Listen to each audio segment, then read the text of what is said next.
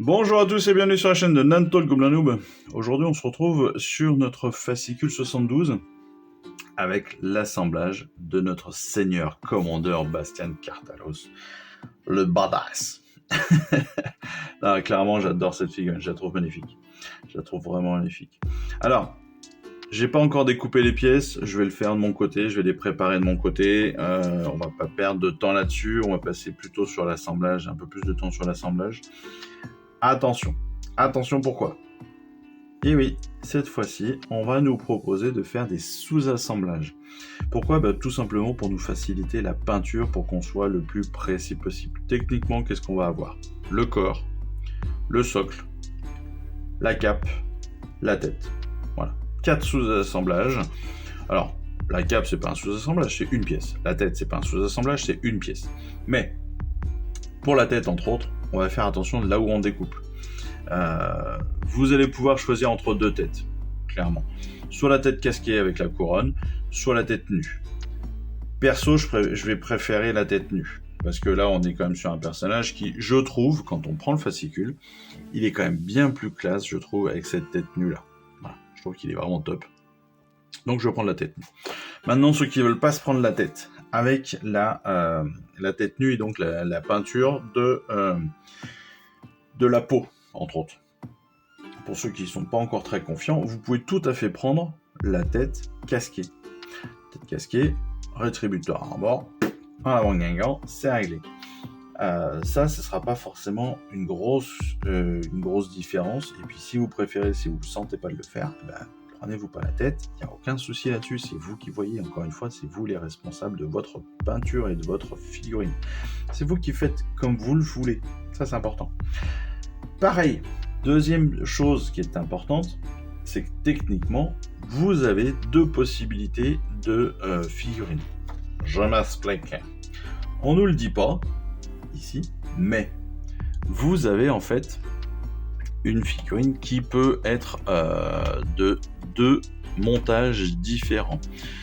Je m'explique encore, bien évidemment. Pourquoi est-ce que je vous dis ça ? Parce qu'en fait, si vous avez remarqué votre grappe, et je vous l'ai dit déjà dans la découverte du fascicule, eh bien, vous avez... Pardon. Vous avez le marteau de Sigmar. Le marteau, je ne sais même pas le marteau de Sigmar, d'ailleurs, comment elle s'appelle son arme ? Je m'en rappelle même plus. Son arme. Oh, elle est dans sa chambre d'unité. Où est-ce que je l'ai faite ? Où est-ce que je l'ai pensé ? Là. C'est Uscavar le Scindeur. Uscavar le Scindeur. Et donc, Uscavar le Scindeur, eh bien, vous pouvez le positionner de façon différente, soit à une main, comme là on nous le propose, et comme moi perso je pense que c'est comme ça que je vais le monter, parce que je trouve que c'est comme ça qu'il est encore plus classe. Mais vous pouvez aussi le positionner à deux mains, c'est-à-dire qu'il peut le tenir à deux mains, et on l'a ici. C'est la pièce numéro 28, la pièce numéro 11, pardon. La pièce numéro 11. Donc on a deux possibilités de le monter. Soit donc on tient le marteau à une main, soit on le tient à deux mains. Voilà, chacun son truc. Maintenant, si vous voulez ce deuxième positionnement, eh bien, sachez que vous pouvez retrouver les instructions de montage sur Building Instructions. Comme je vous le dis à chaque fois, Build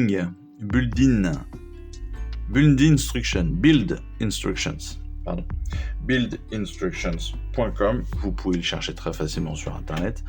Vous mettez manuel de montage AOS, vous trouverez. Vous mettez Build Instruction, BUILD Instructions.com, et puis vous trouverez très facilement dans AOS, dans les Stormcast, dans Bastian Cartalos. Vous verrez, vous avez le petit PDF facile à retrouver.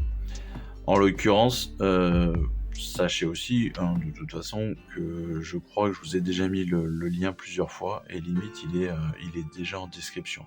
Je voudrais pas parier, mais je me demande si je vous l'ai pas déjà mis dans la description de mes vidéos.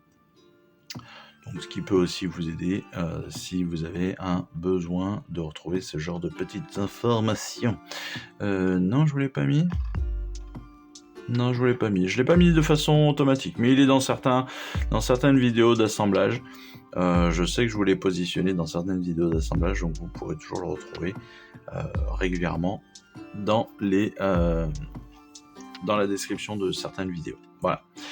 En tout cas, je vous l'ai dit 15 fois, buildinstructions.com, et vous avez la possibilité de retrouver comment est-ce qu'on positionne le marteau pour les deux mains. Bon, c'est pas non plus... vous verrez que c'est pas très très très compliqué, hein, clairement. Voilà, donc ça c'est dit, redit. Je n'irai pas plus loin. 4 sous-assemblages donc. Assemblage quand même assez facile. Pas de grosses difficultés, clairement. Moi, je me pose vraiment la question, là, sur la pièce 23-24. Pourquoi est-ce qu'ils l'ont séparé en deux? Voilà, bon, ça, c'est pas forcément... Je pense qu'ils auraient pu faire un truc d'un seul tenant. Bon, c'est pas très important. Voilà, donc on va monter tout ça. On se retrouve dans quelques instants, dès que j'aurai tout préparé. Et puis voilà, tout simplement. Hein, allez, je coupe, je prépare, et puis on se retrouve juste après. À tout de suite!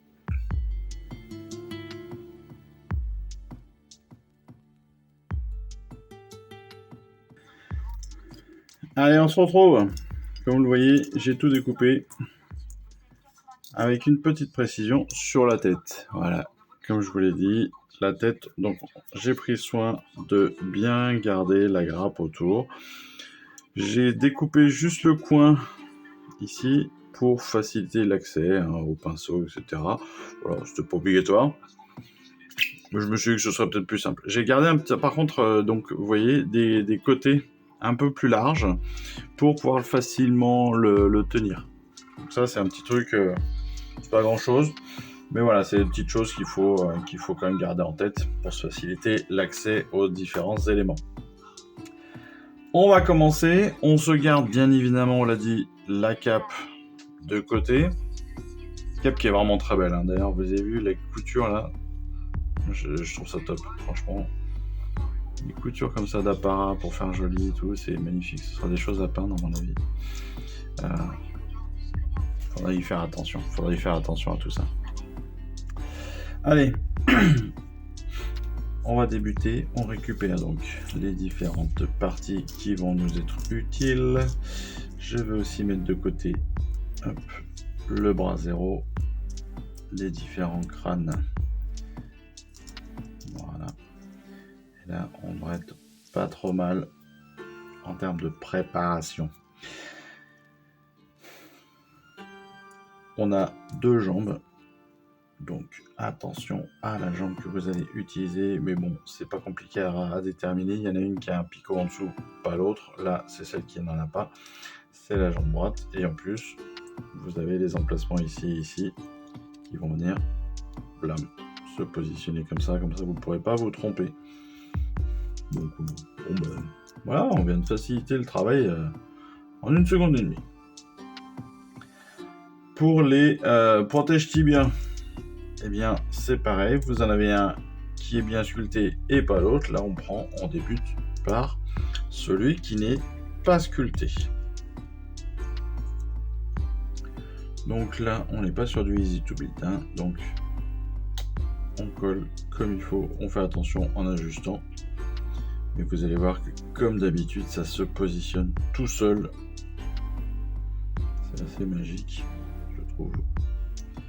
Comme d'habitude. Hop. Hop. Voilà. On rapproche, on positionne et clac. Encore une fois, ça se met parfaitement à la bonne position. Que demander de plus? Que demander de plus? Youk. Allez. Tac, tac, tac.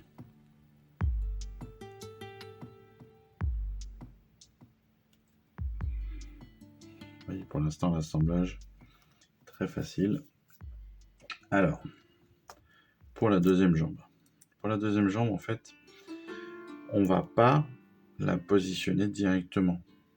Hein, on va la garder parce on pourrait la fixer ici, mais en fait, on va venir récupérer ici et vous voyez que là, on a l'emplacement parfait à la droite.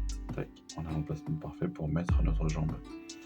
C'est pour ça qu'il faut bien observer le positionnement des choses.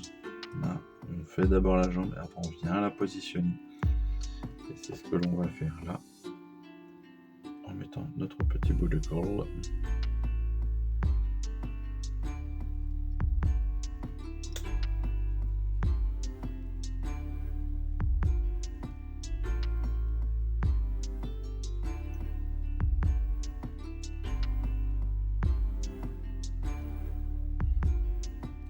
La jambe est légèrement en avant, elle vient bien se positionner contre la cuirasse là.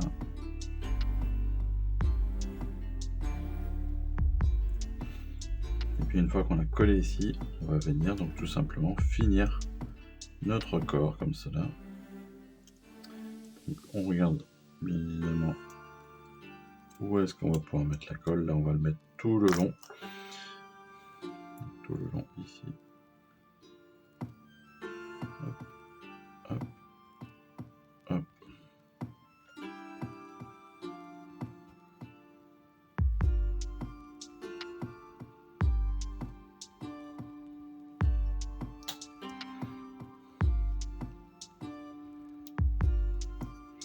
Donc ajustez bien, hein, faites bien les raccords.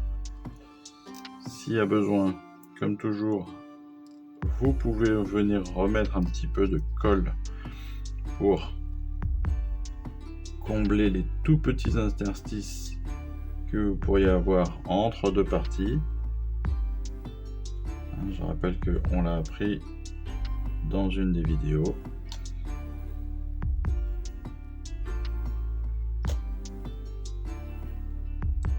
Surtout, alignez bien vos différentes parties, ça vous facilitera la peinture après.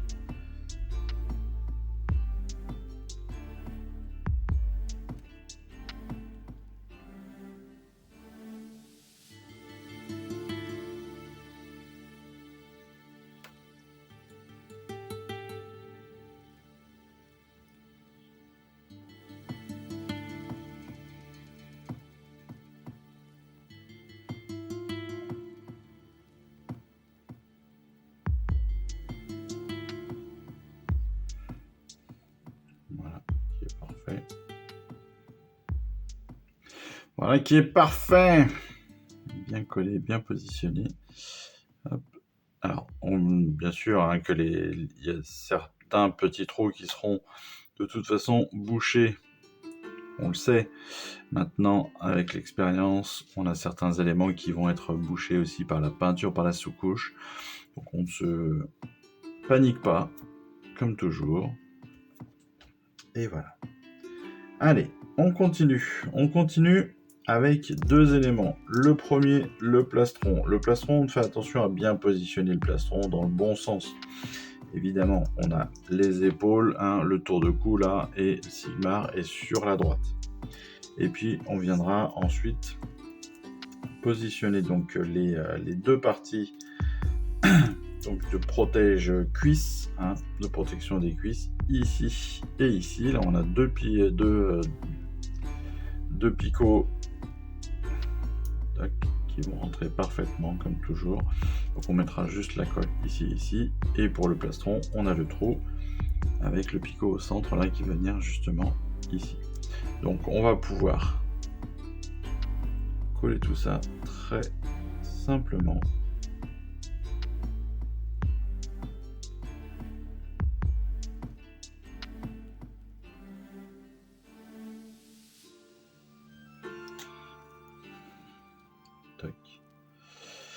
Et toc. Alors pour les protèges cuisses, pour les protections de cuisses, vous avez, je vous l'ai dit, les picots, mais ce qui est important c'est que les deux éclairs qui sont sur les protèges cuisses sont sur l'intérieur. Ça vous savez exactement où va chacune des deux pièces. Et vous voyez qu'elle se positionne encore une fois de façon parfaite. Et puis, non seulement ça se positionne de façon parfaite, mais en plus ça se positionne très facilement parce que c'est hyper naturel. Il suffit de les positionner dessus et bim, elles prennent leur emplacement. C'est honnêtement, je trouve que c'est c'est peut-être une des figurines les mieux conçues qu'on ait faites jusque-là. Parce que ça se fait tout seul, quoi. C'est vraiment assez impressionnant. C'est assez impressionnant tellement elles sont faciles à monter. Voilà. Faut être très clair. On va passer maintenant à l'arrière. L'arrière au niveau donc de ce que j'ai appelé de cette couronne, cette protection là en fait qui est sur l'arrière. Alors pour bien le positionner, vous avez déjà un petit décroché là qui va venir s'insérer dedans et puis tout simplement, si vous regardez le marteau, il est sculpté devant et il n'est pas sculpté. Il n'est pas sculpté comme de la même façon, donc on sait de cette façon comment est-ce qu'on va devoir le positionner. Voilà, il suffit de le placer comme ça. Et puis, pareil, il rentre tout seul dans son emplacement. Que demander le plus? Que demande le peuple? Rien. Ensuite, continuons sur les bras. Le marteau. Le marteau, on a vu qu'il fallait donc... On a une pièce que l'on va rajouter sur l'avant du marteau pour le finir. Attention, bien évidemment, à comment est-ce que vous positionnez la pièce principale. C'est-à-dire que, n'oubliez pas que vous avez un marteau, le marteau est sur le haut. D'accord? Voilà. Ne vous trompez pas de sens, ce serait dommage de vous planter là-dessus. Il y a un léger décroché, c'est tout à fait logique. Ici, ici, ici. Donc ça, c'est très bien. Et voilà. On va y mettre la protection de poignet. Donc, on en a deux, bien évidemment. Une grande, une petite. Ici, on va positionner la petite avec les éclairs. Hop. Pour savoir dans quel sens, c'est tout simple. Les petites lanières là se mettent vers le bas. Et comme sur les protections de cuisse, on a juste, voilà, un petit point de colle dans le picot, enfin dans le trou pour le picot. On positionne l'avant-bras et c'est réglé.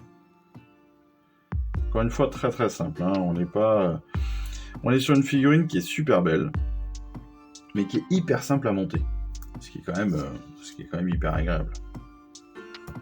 Le deuxième bras, bah, tout simplement, on a notre main, on va venir positionner, pareil, la protection d'avant-bras dessus.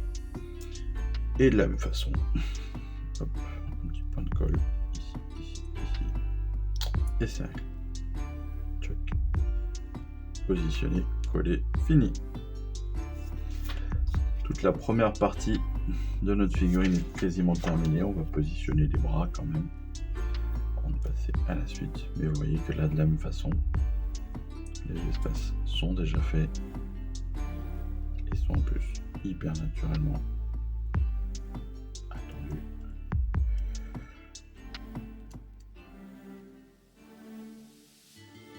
Tout ça s'emboîte encore une fois, bah, tout à fait naturellement. Donc,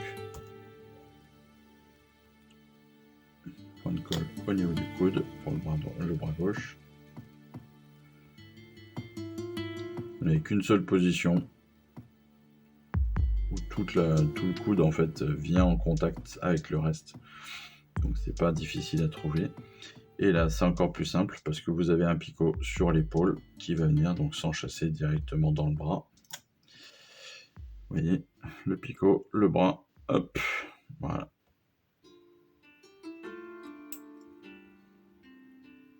Bon, vous pourriez le positionner de façon... Ouais, il y a 2-3... On pourrait le positionner presque de façon différente.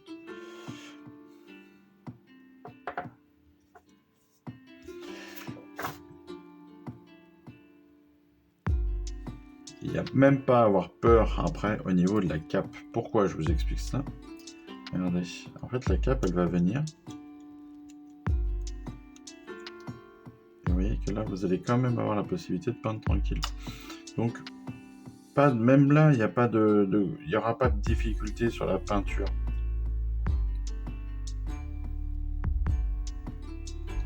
Vous pouvez même, en forçant un tout petit peu, décaler le marteau de la robe, comme ça vous allez pouvoir intervenir dessus en peinture très facilement. Voilà. Et sans toucher les deux. Donc, parfait. On va finir notre début de figurine tout simplement par les épaulières. Alors, bon, on a posé le marteau légendaire, on va pouvoir positionner maintenant donc là, hop, l'épaulière qui va avec. L'épaulière qui va avec, évidemment, elle va venir s'enchasser dans sa position tout à fait normale. Parce que là aussi, vous avez un picot et puis vous n'avez qu'une seule position. Donc, tranquillou, bilou, hop, attention, schlack. Et voilà.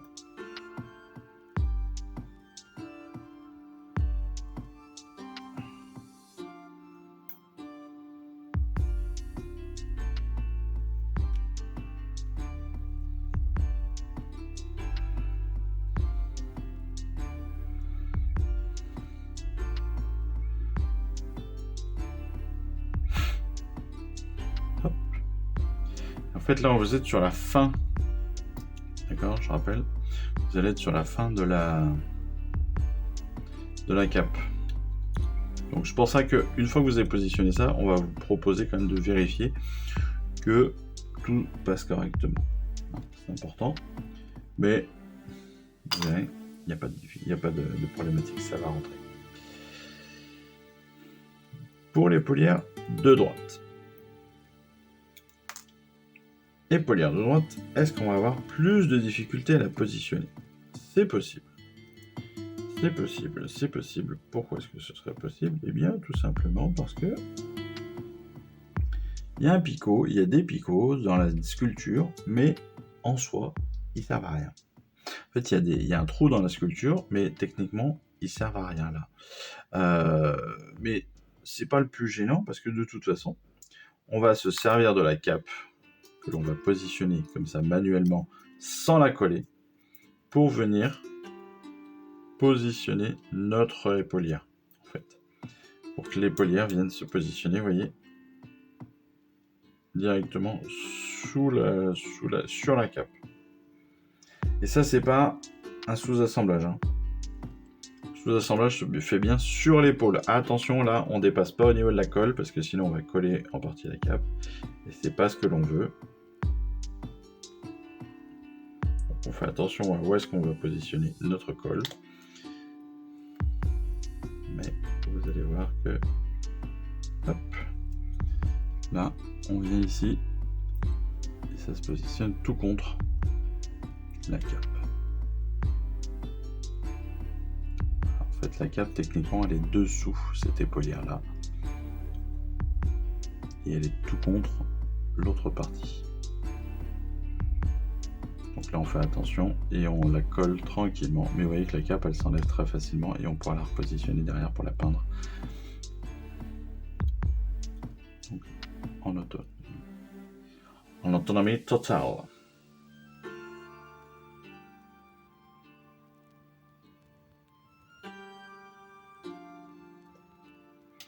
Voilà qui est fait. Et maintenant, on va pouvoir positionner notre... J'aurais peut-être dû la faire avant d'ailleurs.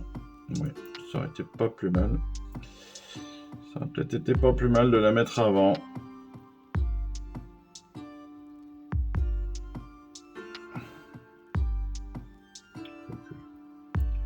Quoique, parce qu'il va par-dessus. On va positionner notre... Hop. Voilà.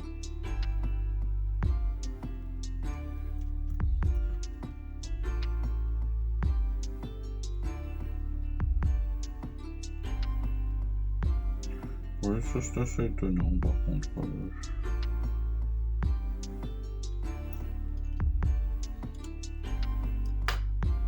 C'est assez étonnant.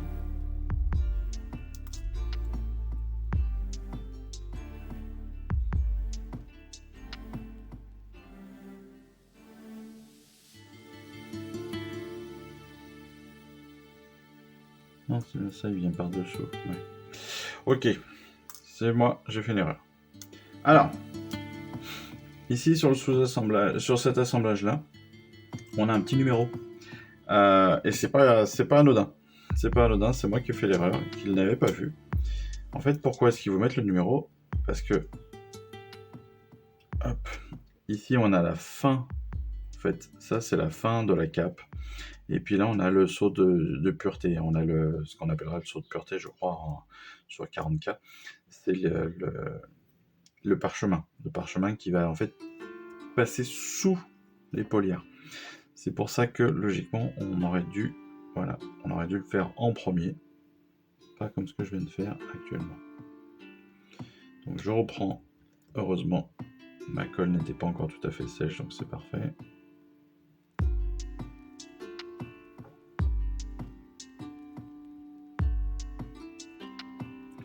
Je reprends tout ça. Je recolle mon épaulière dessus. Voilà qui est fait. Et je repositionne ma cape pour que mon épaulière soit bien positionnée.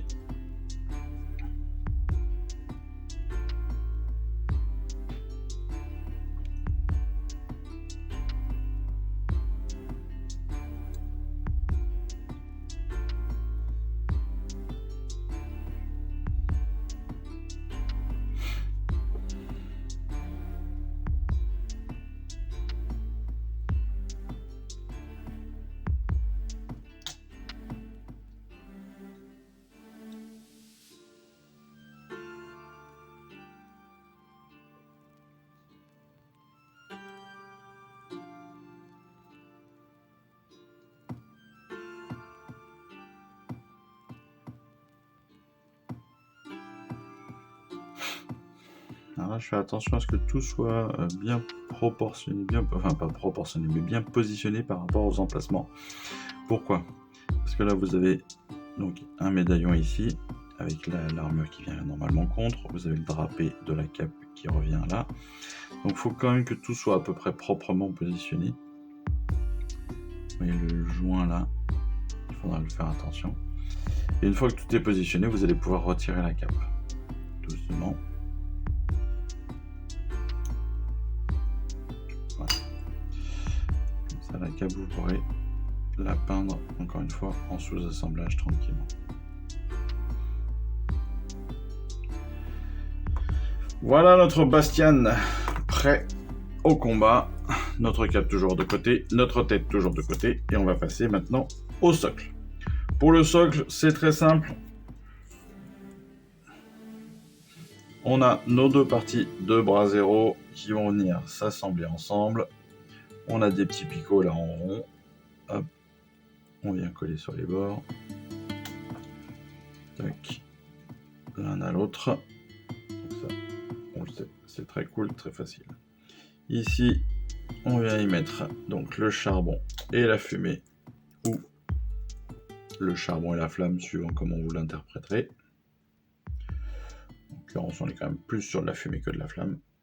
Mais voilà, ça dépendra de comment vous voudrez le peindre.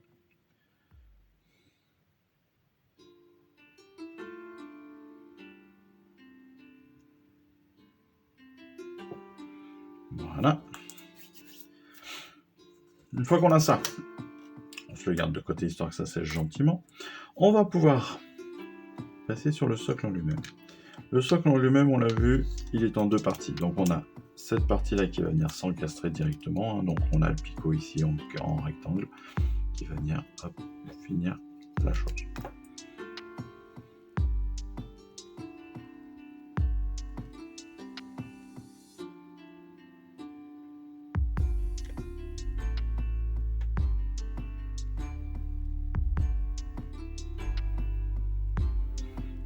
Toc. Hop. Et comme toujours, ça vient très naturellement se positionner au bon endroit. Voilà. Clac, clac, clac. On va venir aussi tout de suite coller tout ça. Ce sera aussi simple, une fois que ce sera positionné sur le socle, au moins ça bougera plus. Donc une bonne couche de colle, bien évidemment. Bam, bam, bam, bam, bam.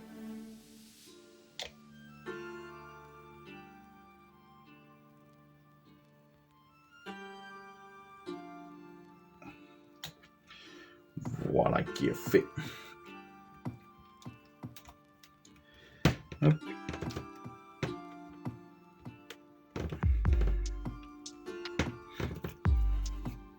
Et nous avons juste ici et juste ici les deux emplacements pour les crânes.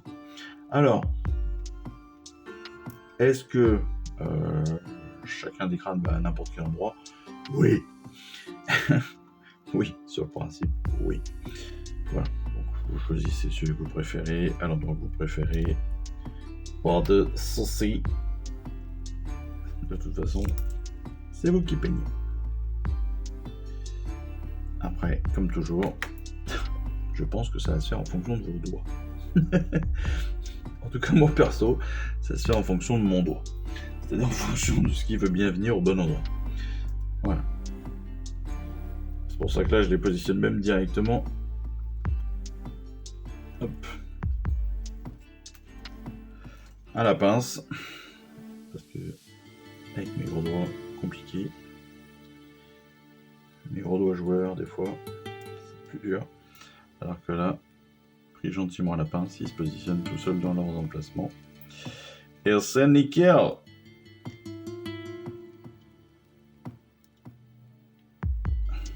Clac! Et voilà! Allez, dernier coup de colle pour aujourd'hui. Dernier sous-assemblage qui sera terminé très rapidement, encore une fois. Tac. Le bras zéro positionné à son emplacement. Parfait. Il y avait la trace, il y avait le picot. Vous pouvez pas vous planter de côté. Et c'est fini.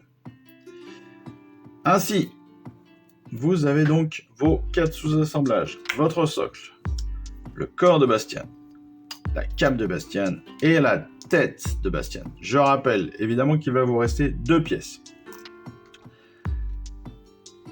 Le marteau à 2 mains. Donc, marteau à 2 mains, c'est si vous voulez le positionner, hop, et bien en fait c'est les mêmes pièces, hein, techniquement, sauf bon, les avant-bras qui est déjà là sur le bras gauche. Mais techniquement, vous allez venir le mettre, hop, dans l'épaule, enfin dans le coude et l'autre dans l'épaule. Voilà. Et puis sinon, vous allez utiliser les mêmes pièces. Et puis c'est la tête que vous viendrez donc juste positionner ici et que vous peindrez derrière en rétributeur. Moi perso, j'ai pris le choix du fascicule avec la tête nue. Je trouve que ça lui va beaucoup mieux.